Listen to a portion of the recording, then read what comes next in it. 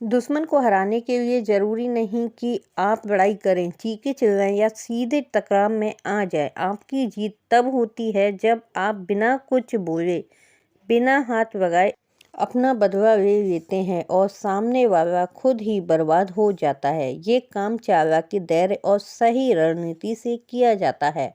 अगर आप सही तरीके से खेल खेलो तो दुश्मन खुद ही अपनी चालों में फंसकर खत्म हो जाएगा। अब जानेंगे उन नीतियों को जो दुश्मन को बर्बाद करने में खुद आपकी मदद करेंगी।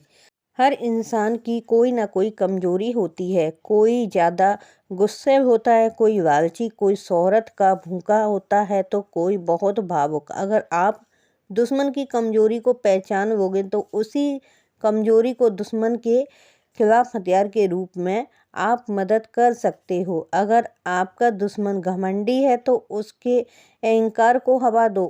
उससे बार बार ऐसी बातें कहो जिससे वह खुद को बहुत बड़ा समझने लगे और गलती करने लगे। अगर वो पैसे का भूखा है, ऐसे को लालच दो जिससे वो गलत फैसले ले और खुद बर्बाद हो जाए। अगर वो गुस्से में जल्दी बहक जाता है तो उसे बार बार उकसाओ। देखो कैसे वो अपनी लड़ाई में ही खुद को हार जाता है। बहुत से लोग अपनी झूठी शान में जीते हैं। ऐसे लोगों को अगर खुद को बहुत होशियार समझते हैं तो उन्हें और ज़्यादा होशियार बनने दो। उनकी झूठी तारीफ करो, उनके कान भर दो कि वो दुनिया के सबसे बड़े खिलाड़ी हैं।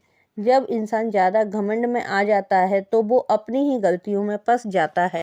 तो चलिए जान लेते हैं उन 12 नीतियों के बारे में। नंबर 1, आचार्य चाणक्य कहते हैं जब दुश्मन आपसे ज़्यादा ताकतवर हो तो बिना तैयारी के उसके सामने जाना मूर्खता है। कमजोर अवस्था में शत्रु से दो दो हाथ करने से आपकी हार तय है। इसलिए अगर शत्रु शक्तिशाली हो तो शांत रहकर उसकी कमजोरी का पता लगाएं और सही समय का इंतजार करें। नंबर 2, धैर्य रखें। दुश्मन को मात देने के लिए हर समय ठंडे दिमाग से विचार करें और फिर निर्णय लें। ऐसे समय में धैर्य और आत्मविश्वास का होना बहुत ज़रूरी है। हड़बड़ी में आकर ऐसा कुछ ना करें जिससे आपको हानि उठानी पड़ सकती है। नंबर 3, चाणक्य कहते हैं हमेशा चेहरे पर मुस्कान रखें। आपकी मुस्कान वह ताकत है जो बड़े से बड़े दुश्मन को मात दे सकती है।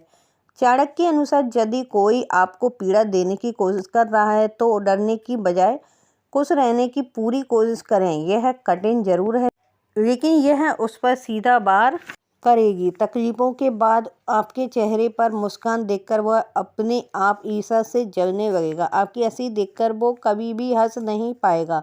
बस यही मुस्कान आपकी जीत को सेहरा पहना सकती है। नंबर 4, आचार्य चाणक्य कहते हैं मनुष्य को अपनी वाणी पर खास ध्यान रखना चाहिए। आपके शत्रु इसका सबसे अधिक लाभ उठाने का प्रयास करता है। अगर आपकी वाणी खराब होती है तो आपके संबंध बिगड़ सकते हैं।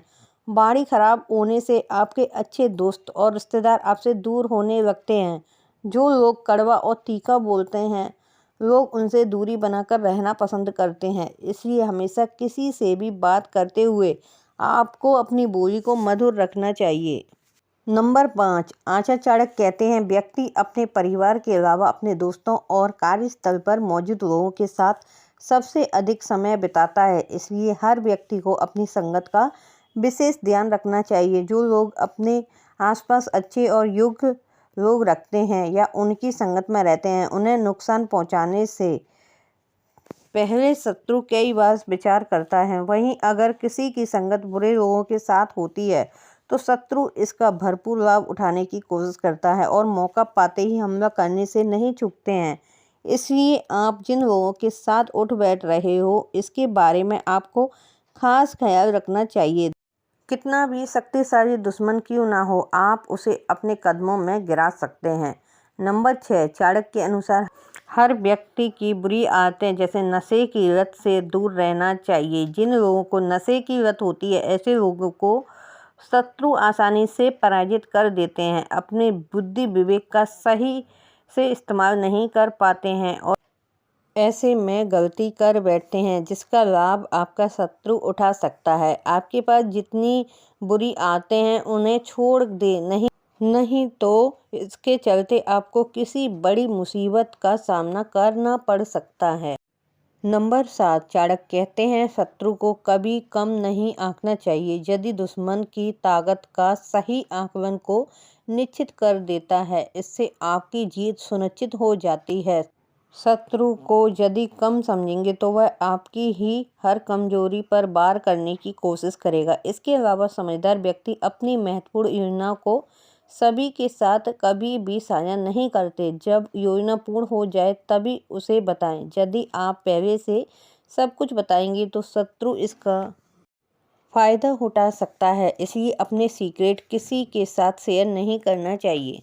नंबर 8 चाणक्य कहते हैं यदि शत्रु आपसे ज़्यादा शक्तिशाली हो और दिखाई भी ना दे तो यह अधिक खतरनाक होता है। वहीं दुश्मन यदि अधिक शक्तिशाली है तो आपको छिपकर उसे पराजित करने की योजना बनानी चाहिए। जो शत्रु आप पर छिपकर वार करता है और सामने मित्र के समान व्यवहार करता है और आपकी पीठ के पीछे चुगली करते हैं और आपके हर काम को बिगाड़ देते हैं, ऐसे लोगों से जितना हो सके उतना दूर रहना चाहिए।